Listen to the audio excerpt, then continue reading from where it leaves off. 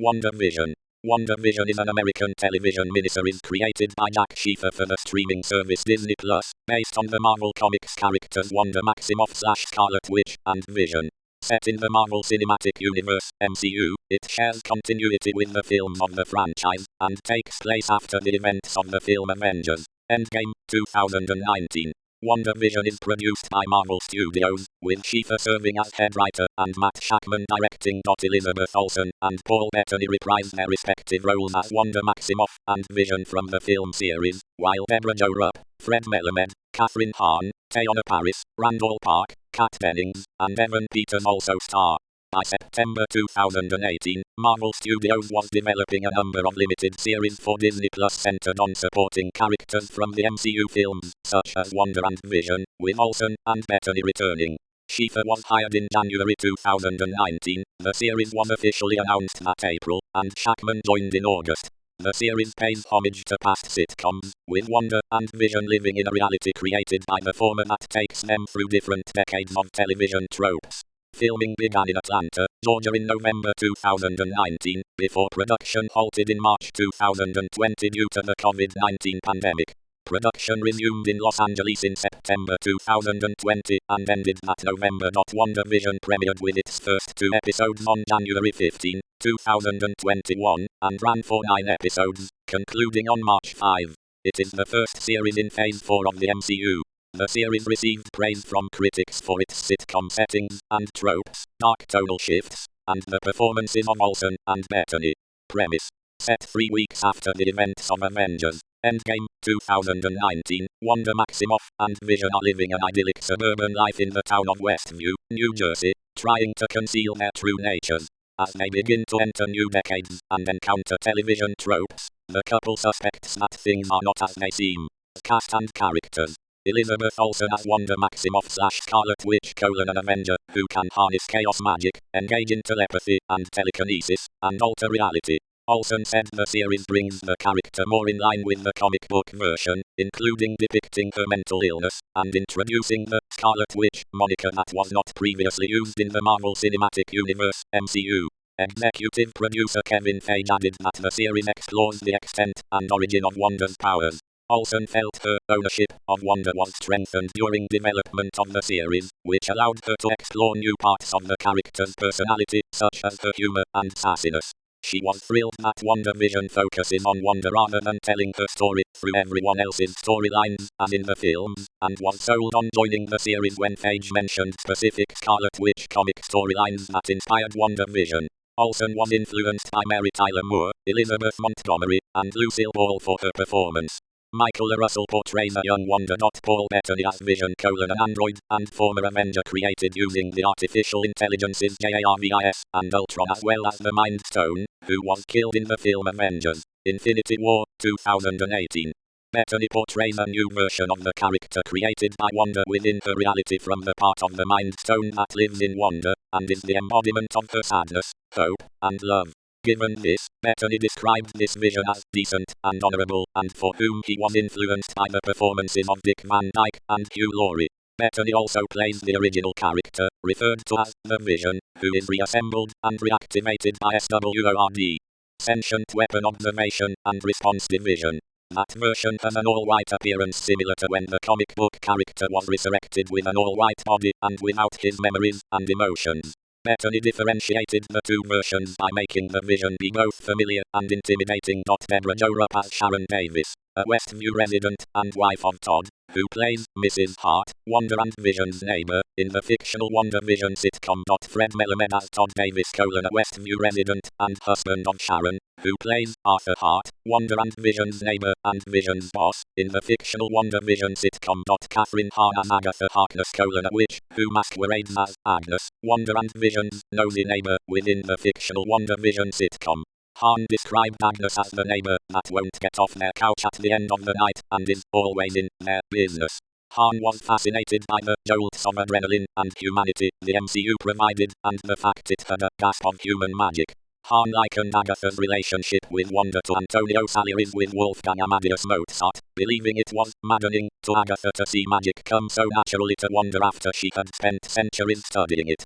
Agatha was originally conceived as more of a mentor figure to Maximoff, before the writers shifted her to be more antagonistic, since a proper antagonist would serve the structure of the series really well. Although this shift was made, Agatha still retained qualities of teaching and mentorship for Maximoff. Teyonah Parris as Monica Rambeau, the daughter of Air Force pilot Maria Rambeau and a captain in SWORD, who first introduces herself to Wanda and Vision as Geraldine within the fictional WandaVision sitcom. She has a toughness and an ability to be a woman in a male-dominated world. As a child, she looked up to her mother's friend and colleague Carol Danvers/Captain Marvel.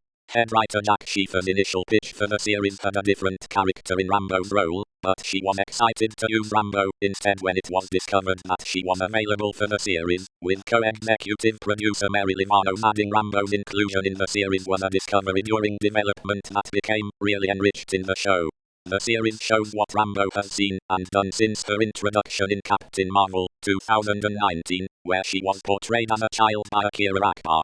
Parris used Akbar's performance as the starting point for her own, and took Monica's relationships with her mother and Danvers into account. Randall Park as Jimmy Woo, an FBI agent working with SWORD, who previously was the parole officer of Scott Lang/Ant-Man.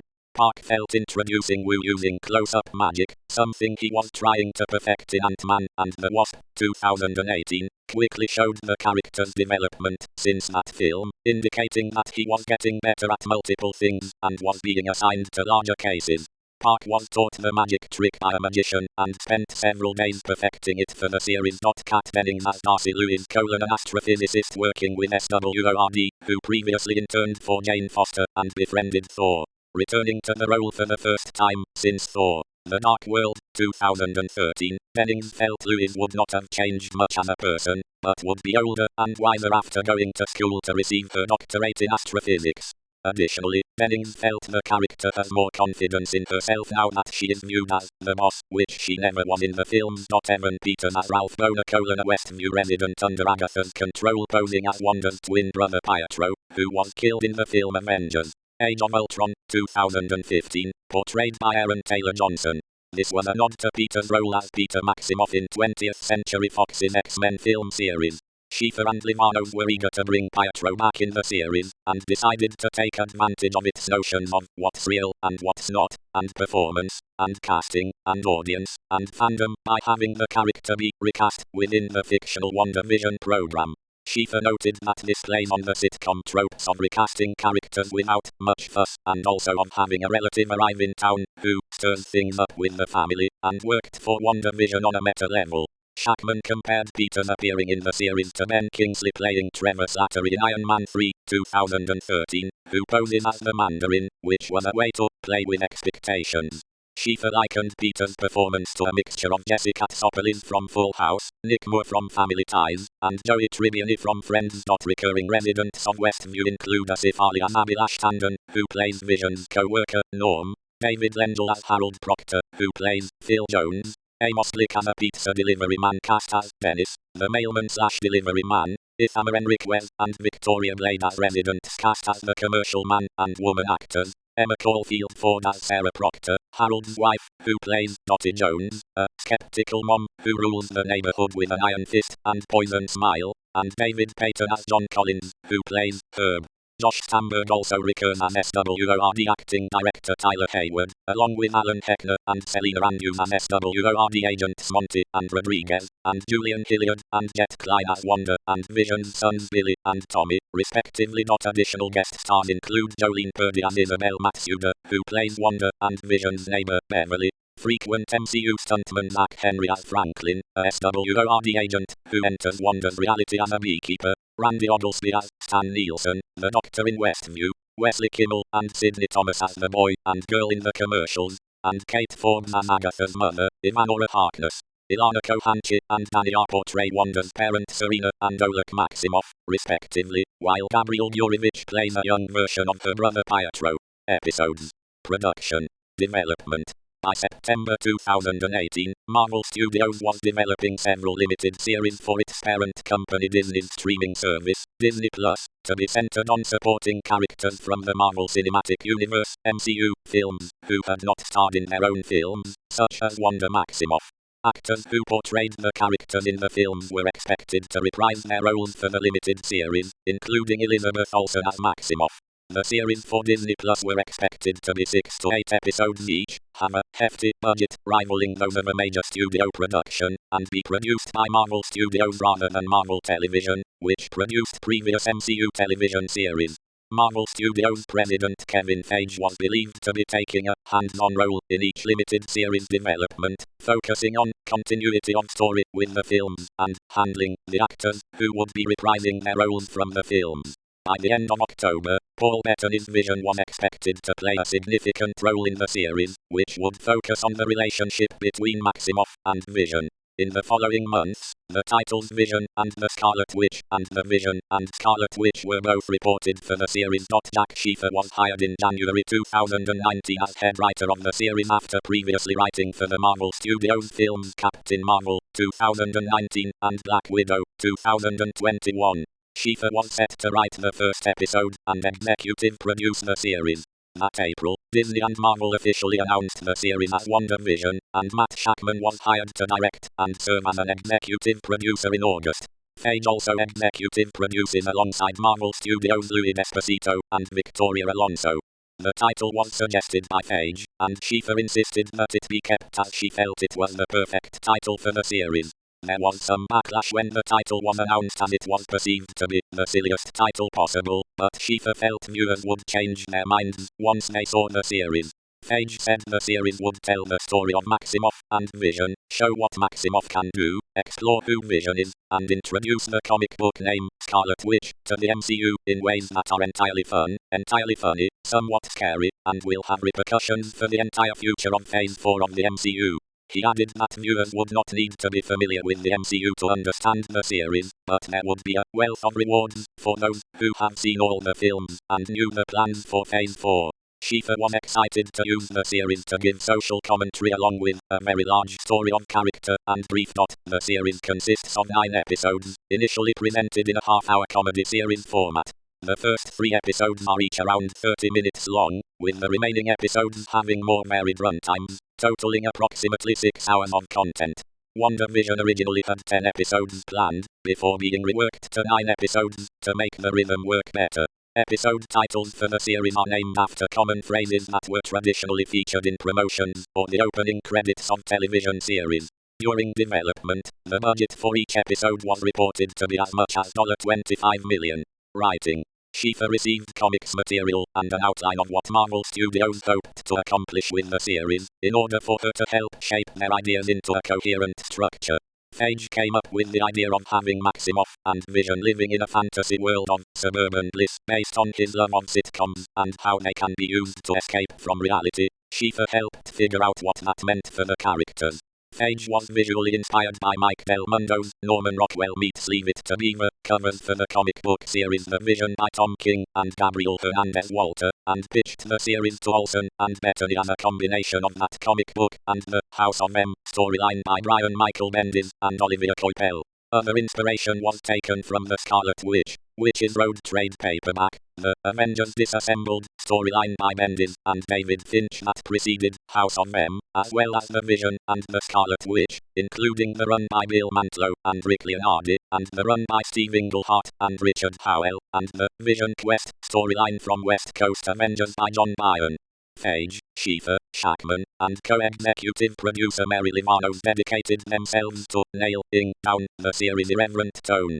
Schaeffer was inspired by the MCU film Thor, Ragnarok, 2017, as well as the Marvel Comics-based series Legion, which she felt had broken the mold of what Marvel stories could be and were daring, original, and bananas, which she felt allowed WandaVision to also be unique and different. WandaVision takes place after the events of Avengers Endgame, 2019, and directly sets up Doctor Strange in the Multiverse of Madness, 2022, in which Olsen reprises her role as Maximoff.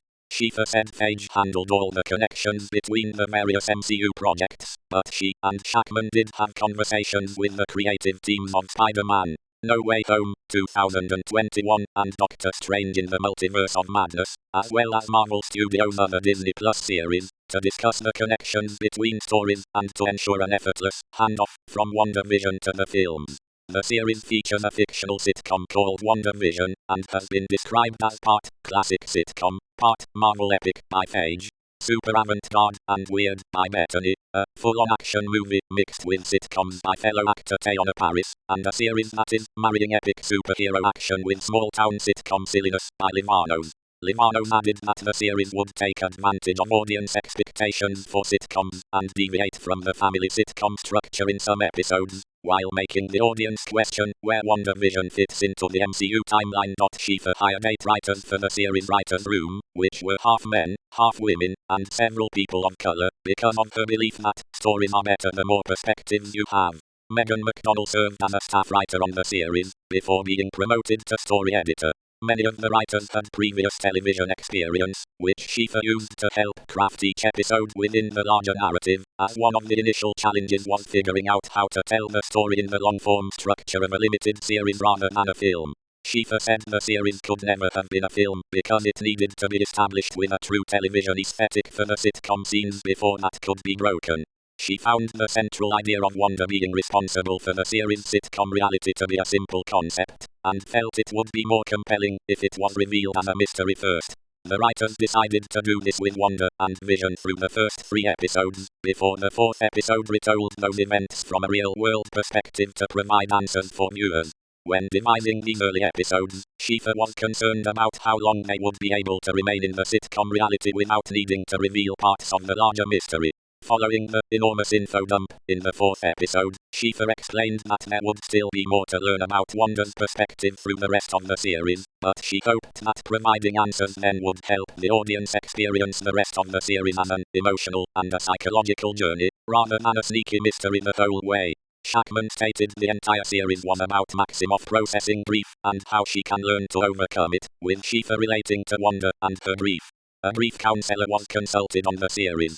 Schaeffer compared the final series to a multi-issue comic book, and said it remained very close to her original pitch, which was starting the series in a grounded sitcom with Twilight Zone fraying edges, followed by a bottle episode to explain the events of the early episodes, leading to episodes featuring both elements until the penultimate episode explores Wanda's history and the mystery of the how and the why of the anomaly, concluding in a big finale with the spectacle of an MCU film.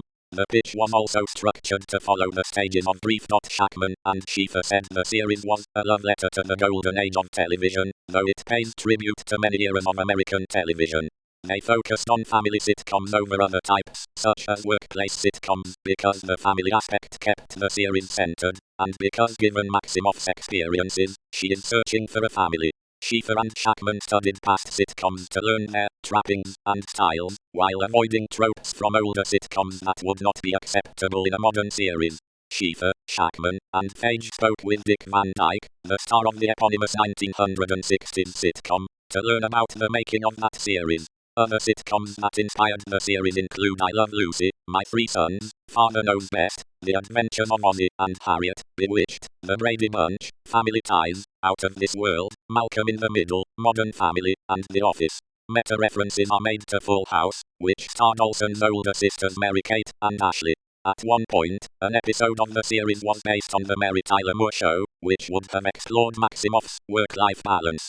Olsen felt which sitcom decade was being explored, and the tropes from that decade were specifically chosen to connect to where the characters were in the larger story. The fictional sitcom features fake commercials that are slightly nefarious, including promotion for the organization Hydra, which Phage said were part of the truths of the show beginning to leak out. He felt that new MCU viewers would see these as strange versions of commercials from the different sitcom eras, while viewers well versed in the MCU would be able to see connections in the commercials to past events. Shakman said the commercials were a way to present Maximoff's history and be a thematic addition to the series, and felt their content and inclusion were open to interpretation, while Schaeffer said they were tied to Maximoff's subconscious and the MCU in this open-ended way.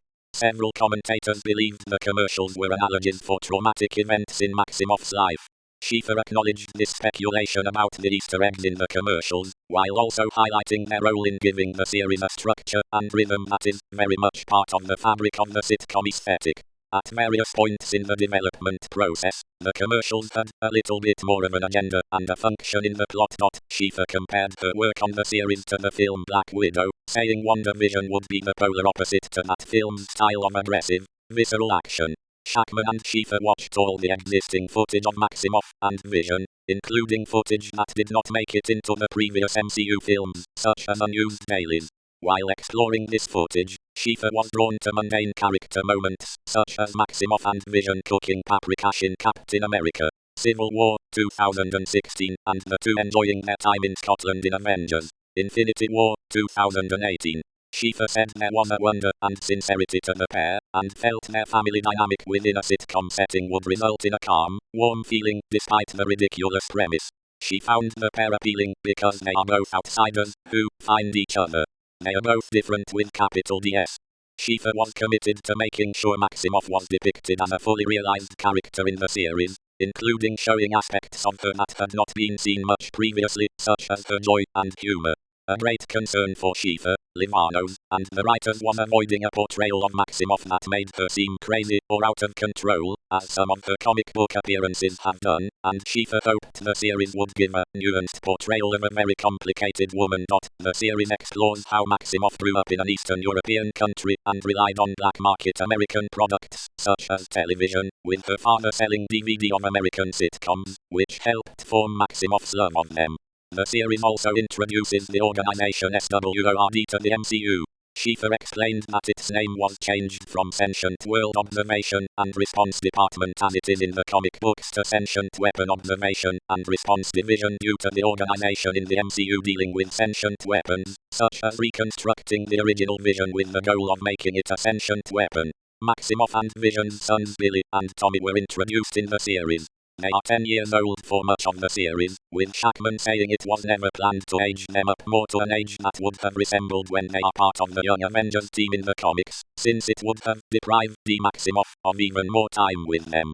Casting. With the official announcement of the series in April 2019 came confirmation that Olsen and Bettany would reprise their roles of Maximoff and Vision, respectively, in the series. Bettany agreed to join the project after meeting with Phage and Despacito, who pitched an exciting and bonkers idea for his character's return in the series. Olsen was originally nervous with Marvel's move to television and how it could connect with the films, but was excited when she learned of Schaeffer's involvement as well as the comic book storylines that inspired the series. Teyonah Parris was revealed as cast in the role of Monica Rambeau in July 2019. Rambeau was introduced to the MCU as an 11-year-old in Captain Marvel, which is set in 1995. Akira Akbar portrayed the character in that film. A month later, at Disney's biennial convention D23, Kat Dennings and Randall Park were set to reprise their respective MCU film roles as Darcy Lewis and Jimmy Woo. Dennings previously appeared in the films Thor, 2011, and Thor: The Dark World, 2013, and was surprised and thrilled to be brought back to the MCU for WandaVision after so many years. Park joined the series following a general meeting with Marvel to discuss Woo's future in the MCU following his introduction in Ant-Man and the Wasp, 2018. Schaeffer felt it was fun to feature Dennings and Park in the series, since both were veteran sitcom actors, previously starring in Two Broke Girls and Fresh Off the Boat, respectively. Also at D23, Kathryn Hahn was announced as cast in the role of Agnes, Wanda and Vision's neighbor. The series' 7th episode reveals that Agnes is actually Agatha Harkness. The series' official trailer revealed that Fred Melamed and Debra Jo Rupp would appear in the series, portraying Todd and Sharon Davis. They appear as Maximoff and Vision's neighbors, Mr. and Mrs. Hart, within the fictional WandaVision program. Rupp previously had a long-running role in the sitcom That 70s Show and was comfortable with WandaVision's sitcom style. She was asked to join the series by Shakman, who she had worked with at the Geffen Playhouse, where Shakman is the artistic director. Similarly, Shakman and Schaeffer offered Melamed the role without him auditioning, who accepted the role because the idea of the series was interesting to him. The series' 5th episode introduces Evan Peters as Ralph Boner, a recast Pietro Maximoff, Wanda's brother. Pietro was previously portrayed in the MCU by Aaron Taylor Johnson, while Peters played a different version of the character named Peter Maximoff in 20th Century Fox's X-Men film series. Schaeffer revealed that it took a while to learn if Peters would be able to be a part of the series, and noted the creatives did not have a secondary plan if they were not able to use him. Emma Caulfield Ford was cast in October 2019 as Sarah Proctor, who plays Dottie Jones, after being approached by Schaeffer to audition for the role. They previously worked together on the film Timer, 2009. Ford said she was cast in part to help attract genre fans, who would have recognized her from starring in Buffy the Vampire Slayer, and was intended to be one of the series' red herrings. Asif Ali was revealed to be cast in the series in October 2020, as Abhilash Tandon, who plays Vision's co-worker, Norm, as was Jolene Purdy, who was cast as Isabel Matsuda, who plays Beverly, Wanda and Vision's neighbor. Design. Costume designer Macy Rubio said it was rare for a singular piece of media to progress through so many different decades without its characters aging. Olsen enjoyed exploring how women were viewed in society in each decade through Maximoff's costumes. The suit and wedding dress worn by Vision and Maximoff in the opening titles were both made for the series, with the dress created as an homage to Audrey Hepburn. With the series shifting from black and white to color, the various designers worked together to ensure a unified look for the characters and sets. Production designer Mark Worthington said his team learned how different colors work in a black and white format. Prop designer Russell Bobbitt previously worked on the film Pleasantville, 1998, which Shakman said the series had a spiritual connection to, along with The Truman Show, 1998. Hairstylist Karen Bartek created 22 wigs for the series to represent the different eras. The series end credits features swarms of LED-style glowing lights forming into constructs from the show that is reminiscent of the art style in House of M. Charles Pulliam Muratio 9 felt the credits were undeniably Marvel in the big screen sense, even though WandaVision was embracing its identity as a streaming miniseries. Many of the series' opening sequences for the WandaVision sitcom were created by Perception. Shakman said a lot of work went into creating each opening to be authentic to each era as possible because the creatives knew that they were a key part of the storytelling. Filming began in early November 2019 at Pinewood Atlanta Studios in Atlanta, Georgia, with Shakman directing and Jess Hall serving as cinematographer. The series was filmed under the working title Big Red. Filming was previously reported to begin on September 21 in Los Angeles, California. Bettany felt the approach to the series was very clever given it had to make 6 hours of content on a budget similar to a 2.5-hour MCU film. This included filming content from different episodes at the same time, which was possible since Shakman directed all of the episodes. Shakman did try to shoot things chronologically to aid the actors with the progression through various sitcom eras. The actors were shown episodes of past sitcoms before filming to help them capture the spirit of each tone and style, since the approach to comedy is different in each decade. Dialect coach Courtney Young helped the actors sound and move like people from each era, with Olsen saying the manners of each decade were noted. The first episode of the series filmed for 2 days in black and white, and had a live studio audience present, to mimic sitcom filming. Olsen had previously indicated that there were discussions regarding whether the series would also use a laugh track. For episodes with a laugh track that was not recorded live, the series worked with an expert to explain how laugh tracks changed throughout time, which helped inform the sound design. When shooting scenes in black and white, Bettany was painted blue, rather than Vision's maroon color, since the blue appeared better in the grayscale image.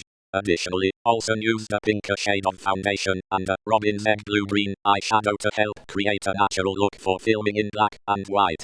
Both Olsen and Bettany found the experience of the premiere to be surreal and unique. A 4:3 aspect ratio is also used for the black and white scenes.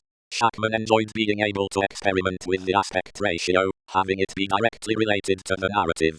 Various other aspect ratios are used when the series progresses through the sitcom decades, with the scenes set outside the hex using the traditional 2:40:1 cinematic ratio of many MCU films. Other period-specific touches were done in each episode, such as period-appropriate camera lenses and lighting and live special effects. Shakman wanted to ensure the sitcom elements never felt like a parody, but were as authentic as possible, since they were creating these worlds that Wanda has created to escape her grief and were real to her. Hall worked with a Real Alexa 4K HDR cameras, and used 47 different camera lenses for the 7 time periods covered in WandaVision, many of which were modern lenses custom modified to keep characteristics of the actual period lenses. The custom period-appropriate lenses were used on the first 3 episodes, along with the 5th, while Hall used the Ultra Panatta lenses, which had been used on Avengers, Infinity War, and Avengers, Endgame, for all of the scenes outside the Hex reality. As for lighting, tungsten lights were mainly used for the 1950s to the 1970s episodes, as those were the lights of the era, with LED lighting being used starting in the 2000s episodes, as Hall explained that was the correct timeline for when this equipment entered the filmmaking vocabulary. After the first two episodes mainly reference the Dick Van Dyke Show and Bewitched, respectively, further episodes have multiple sitcom homages in them, such as the third referencing both Good Times and The Brady Bunch, alluding to how television's popularity grew throughout the years, eventually emulating the talk to the camera, shaky camera, documentary style of some modern sitcoms.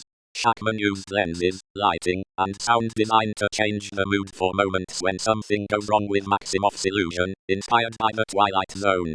He felt the transition to these moments from the sitcom scenes was very dramatic.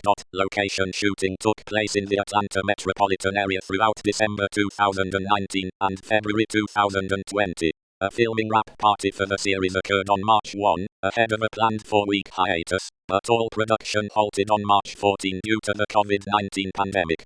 Filming resumed in Los Angeles in September 2020 with rigorous COVID-19 safety protocols in place to complete the backlot and outside filming necessary for the series. Olsen found it hard resuming production after being isolated during the shutdown, while Bettany disliked that the safety protocols meant the actors had to return to their trailers when not filming, which he felt removed much of the camaraderie between the cast and crew. Filming took place on Blondie Street at the Warner Bros. Ranch in Burbank, California, where past sitcoms had also been filmed. Shakman felt the Blondie Street backlot had that weird sense of fakeness that no real-life street could replicate. Filming at the Golden Oak Ranch also occurred. Production on the series wrapped by mid-November, with Olsen shooting back-to-back with Doctor Strange in the Multiverse of Madness. Post-production. During the production shutdown, Shakman began editing what had already been filmed and was able to polish it up before filming resumed. This informed him of how to approach a few things in a different way, but the series was not creatively altered. Tim Roch, Zine Baker, and Nona Kodai served as editors. In the first 3 episodes, film cuts and rewind effects were employed to go along with the practical effects shot. Visual effects supervisor Tara DeMarco said contemporary visual effects were used to remove wires and smooth the cuts, and occasionally to create wire gags that were not filmed practically. Post-production work on existing footage continued after filming resumed, and Shakman said working on every step of the process at once felt schizophrenic. In some episodes, the aspect ratio shifts within a scene. This was completed in post-production in order for Shakman to dictate the length and rate at which the ratios shift. Bettany estimated that the series had more visual effects shots than the 2,496 in Avengers: Endgame. Visual effects for WandaVision were created by Digital Domain, Framestore, Industrial Light and Magic, Lola VFX, Monsters Aliens Robots Zombies, Rise, Rodeo FX, SSVFX, The Yard VFX, and Zoic Studios. Music. In January 2020, Christopher Beck announced that he would compose the score for the series, after previously scoring Ant-Man 2015 and Ant-Man and the Wasp. Beck paid homage to the sitcoms in each time period through his instrumentation, compositional style, and period-specific recording and mixing techniques. Earlier episodes feature small orchestral ensembles, with later episodes having more of a rock-pop style, and the music becoming more pervasive as the series progresses. Beck had hoped to match the spotting of each sitcom era as well, but found that this would not always work due to modern audiences expecting more music than older sitcoms would have included. Michael Parris and Alex Kovacs co-composed the series' music, with Kovacs hired due to his experience with older orchestration techniques and jazz music, which Beck found helpful when writing for the series' early episodes. Beck was more comfortable once the episodes required music inspired by the 1980s and 1990s to connect the music for the different sitcom eras, as well as the more traditional music for outside the sitcom reality. Beck composed several themes that are used in the different styles, which was possible since he knew where the series and characters were going from the beginning. Beck was most excited for the opportunity to write a definitive theme for Wanda that is heard during the series' end credits, which he hoped other composers would also use for the characters' future MCU appearances. Beck also wrote a love theme for Wanda and Vision that he said would convey feelings of love, tragedy and sadness, which he compared to the romance music he composed for the series Buffy the Vampire Slayer. In December 2020, Robert Lopez and Kristen Anderson Lopez were announced to have written theme songs for some of the series episodes. They were approached for the series in mid-2019 by Shakman, who was friends with Lopez at college, and they had previously worked with Beck on the music for Disney's Frozen franchise. To help sell the series to the couple, Shakman referenced the Adult Swim short Too Many Cooks, which the couple were aware of, and called one of their favorite sketches. The couple were inspired by the theme songs from past sitcoms as well as the music from James Bond films, composer Burt Bacharach, and jazz pianist and composer Dave Brubeck. In order to tie their themes together, Lopez and Anderson Lopez created a 4-note motif that worked in each of the theme song styles. The first 2 notes of the motif are a major octave, and the last 2 are a tritone, which is also known as the Devil's Interval. This was their way of saying musically that the series was a big bright colored swing while also being really unsettling. Lopez described the motif as kind of like the WandaVision call-out, easily identifiable in some way in each song, that was incorporated in different ways each time. The pair used their knowledge of sitcoms from watching them as they grew up, and found the 1990s to be the most challenging era to write a theme song for due to them both being at college during that decade when they did not have a television, while the 1980s was their favorite. Anderson Lopez added that it was challenging to ensure the themes were not parodying any one show but would evoke all of the iconic songs from an entire decade and be their own thing. She also felt it was their job with the theme songs to establish the tone, place, and time of the episodes in lieu of title cards providing such information. The couple also sang on many of the theme songs, something they normally do not do for the final versions of their songs, which Anderson Lopez attributed in part to the pandemic. They were joined by a group of backup singers. Beck completed work on the series score in February 2021. Soundtrack albums for each episode, including Beck's score and the theme songs by Lopez and Anderson Lopez, were released digitally by Marvel Music and Hollywood Records from January 22 to March 12, 2021, 1 week after each episode premieres. One of the theme songs, Agatha All Along, went viral after appearing in Breaking the Fourth Wall, peaking at number 1 on iTunes soundtrack chart, and reaching 5th on iTunes Top 100 Singles chart. It also debuted on Billboard's Digital Songs Sales chart at 36. Marketing. At the 2019 D23, a teaser for the series was shown that combined footage of Maximoff and Vision from previous MCU films with images from old sitcom television series The Dick Van Dyke Show and Father Knows Best. The series was promoted as part of Expanding the Universe, a Marvel Studios special that debuted on Disney Plus on November 12, 2019. In December, Phage debuted the first image from the series at Comic-Con Experience. Vinnie Mancuso of Collider said it was very interesting, highlighting the old-school black and white coloring. A commercial for the series and fellow Marvel Studios Disney Plus series The Falcon and the Winter Soldier and Loki was shown during Super Bowl LIV. In Versus Deus, Johnston found visual references to past sitcoms in the commercial, including The Dick Van Dyke Show, Leave It to Beaver, Bewitched, The Brady Bunch, Roseanne, and Full House. They thought the series would be a must-see for Marvel fans as well as anyone looking for a hit of nostalgia. The era-spanning framework means anyone can relive the shows of their childhood. Julia Alexander of The Verge said the footage wasn't much but offered enough glimpses to tease fans. Hayley Fouch at Collider felt of all the Super Bowl commercials, Marvel's stole the whole show.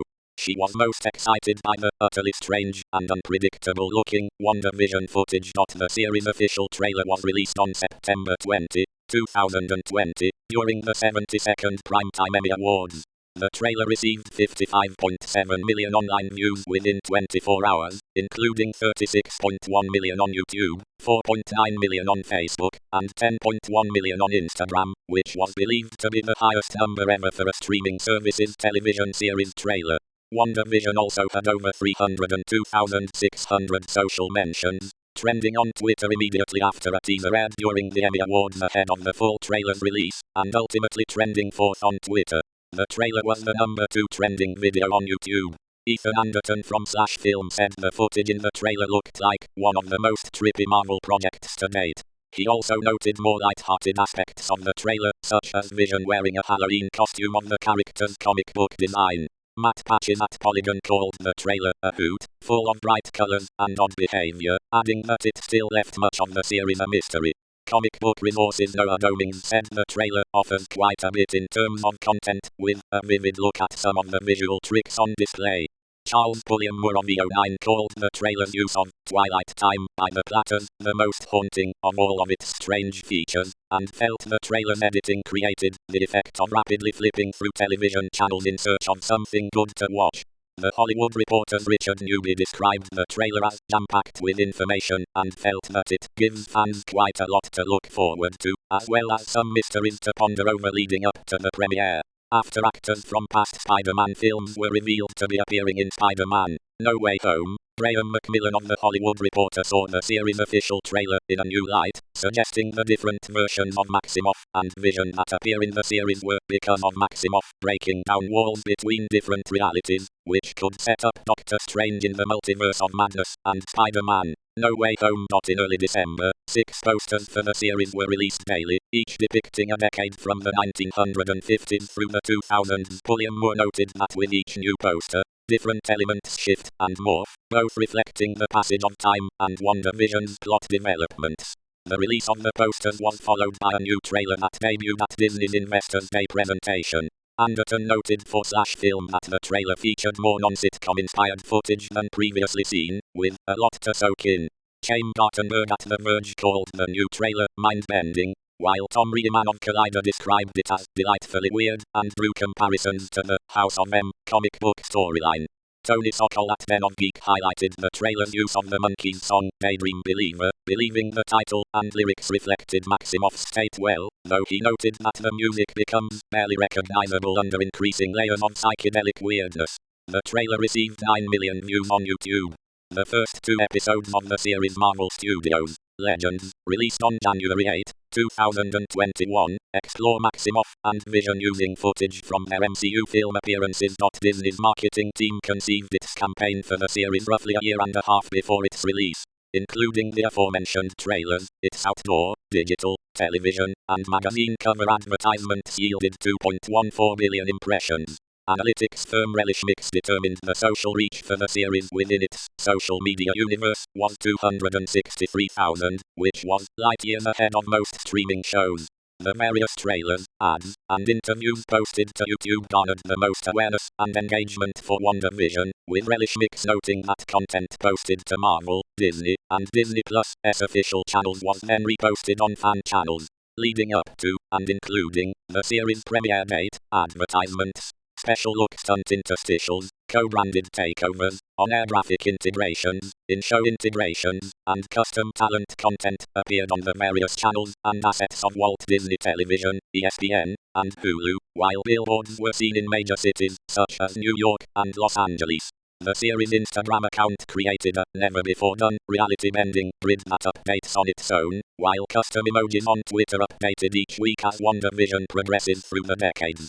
Talent and influencers were sent a TV dinner box that had a custom TV tray, utensil set, coasters, drinking glasses, and a custom journal designed to look like a vintage TV guide. In January 2021, Marvel announced their Marvel Must-Haves program, which revealed new toys, games, books, apparel, home decor, and other merchandise related to each episode of WandaVision each Monday from January 18 to March 8, 2021. From late February 2021 until the series concluded in early March, Marvel partnered with Chef Justin Warner to release recipes for food featured in, or inspired by, each episode. Release: WandaVision premiered on Disney Plus on January 15, 2021, with the release of its first 2 episodes. The other 7 episodes released weekly until March 5. Marvel Studios originally planned to release the first 3 episodes simultaneously, but decided against it when it was realized the final episode would not be completed in time to stick to a weekly schedule. Marvel Studios also considered releasing the entire season at once, but chose weekly releases after seeing the fun of week-to-week provided by the Disney Plus Star Wars series The Mandalorian. Feige said the episodes were built with the weekly release in mind, so the audience could try to guess what happens next, to have a week speculating or rewatching and building that anticipation. He felt binge-watching the series after all the episodes were released would be an equally fun experience. The first 2 episodes were initially listed as Episode 1 and Episode 2 on Disney Plus, with their actual title revealed a few days after their release. though it ran Film originally assumed all the episodes would be untitled, and wondered if the titles were being withheld upon release to avoid spoilers, despite not finding the first two titles to be particularly revealing. Shakman said the series was able to premiere so soon after filming completed due to post-production work beginning during the series' COVID-19 production shutdown.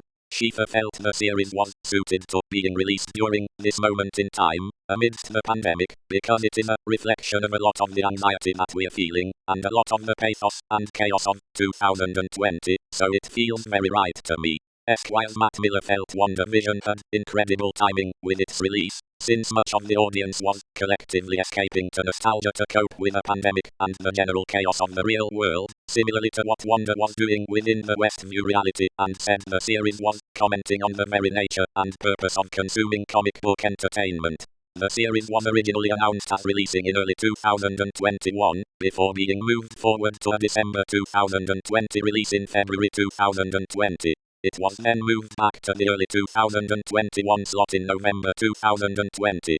It is the first series in, and the start of, Phase 4 of the MCU. Reception. Audience viewership. Nielsen Media Research, who measure the number of minutes watched by United States audiences on television sets, listed WandaVision as the sixth most watched original series across streaming services for the week of January 11-17, 2021, with 434 million minutes viewed. This is around 6.48 million complete views of the series' first two episodes, which is more complete views than the series on Nielsen's top 10 original series list, which had more minutes viewed but longer runtimes available. According to analytics provider T-Vision, WandaVision was the most viewed title of January 2021 across measured platforms. The series had an 8,127 indexed audience size, which was 81 times more views than the average series measured by the service. T-Vision determines viewing impressions by counting its 14,000 viewers on connected televisions, who have watched one of nearly 25,000 titles for at least 2 minutes within a session of watching content for at least 5 minutes, across all major US streaming and advertising video on-demand services. Critical response. The review aggregator website Rotten Tomatoes reported a 91% approval rating with an average rating of 7.93/10, based on 171 reviews.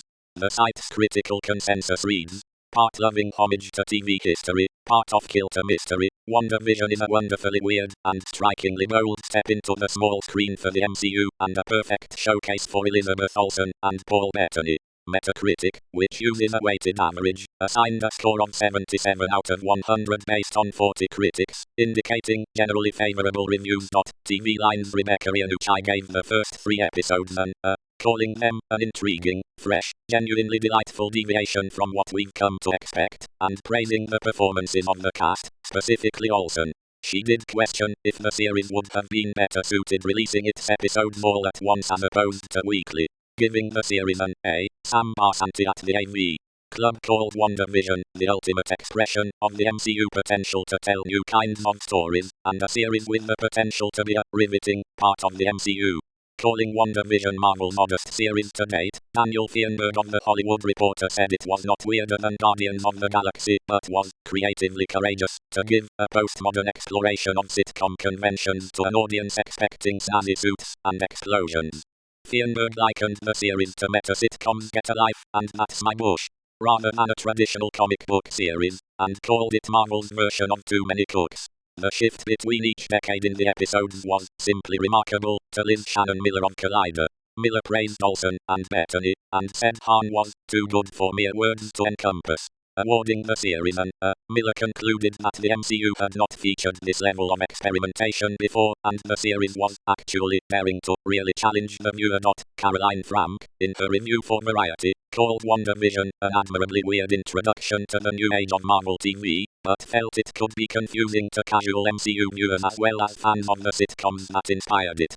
Frank also did not find any of the episodes particularly funny, and felt the series' best moments were when Maximoff and Vision were shown to not belong in their reality. Roxana Haddadi at RogerEbert.com said it was difficult to tell where the series would go from the first 3 episodes, but she felt Maximoff and Vision were being sidelined in favor of the allusions to past sitcoms, and also that there was no sense of narrative stakes due to the series taking place within the larger narrative of the MCU. Dominic Patton of Deadline Hollywood was also critical of the series, calling it tiresome and a baby boomer punchline in search of a joke. Patton believed WandaVision was a step backwards for Marvel television series, believing that Marvel's Netflix series and ABC Agents of SHIELD were better, and he added the series to his list of times Marvel had gotten it wrong.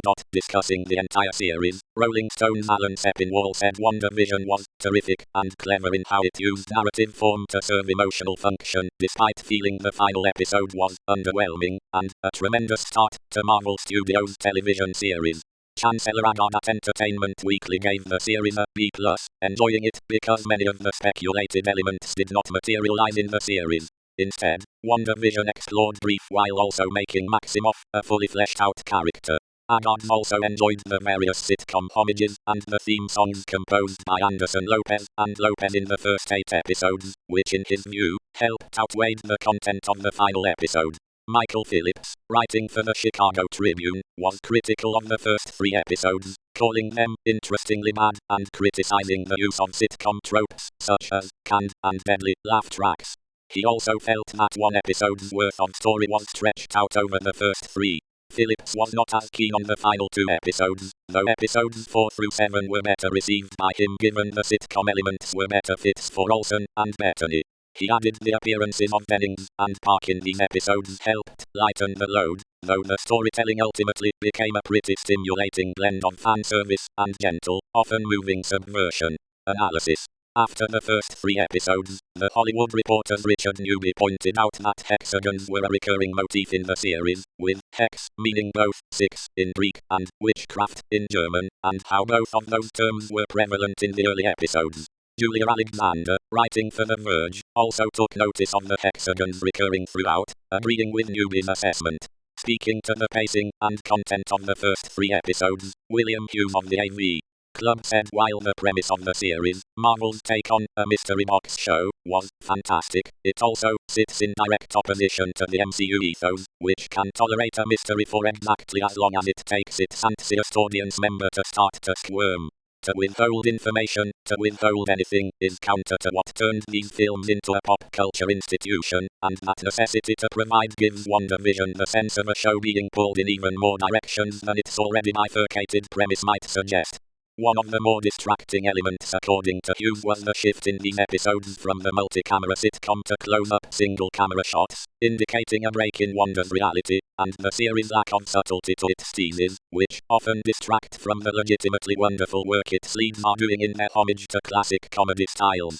Miles Surrey, writing for The Ringer, disagreed with Hughes, thinking the series understood the expectations of the audience by not stretching out the mystery elements that much of the audience was probably deducing as seen with the 4th episode. Surrey added that WandaVision isn't really trying to hide what it's about, but that works to the show's advantage. The series is getting better and way creepier the more it draws the curtain, paving the way for Marvel to make a concerted effort to dabble with horror, at least by the MCU standards. Charles Pulliam Moore called the series a quirky character study for Vision, since the series has allowed him to inhabit his identities as a hero, a goofball, and a loving husband, wrapped in the construct of an American sitcom. Pulliam Moore was particularly fascinated by Vision becoming a father, given he toils at a job he doesn't understand, checks when things go bump in the night, and does his best to take care of chores around the house before Wanda can get to them with her magic, all to ensure Wanda stays happy in their charade. He also felt the series was being purposeful with its exploration of romance and intimacy, which he felt was largely missing from superhero films. Trauma therapist Erin Qualley felt WandaVision was a positive representation of complex mental health issues in media, stating the exploration of Wanda's grief in the series made her quickly become one of the most relatable characters on television in the COVID-19 era, in which many were living with similar traumas.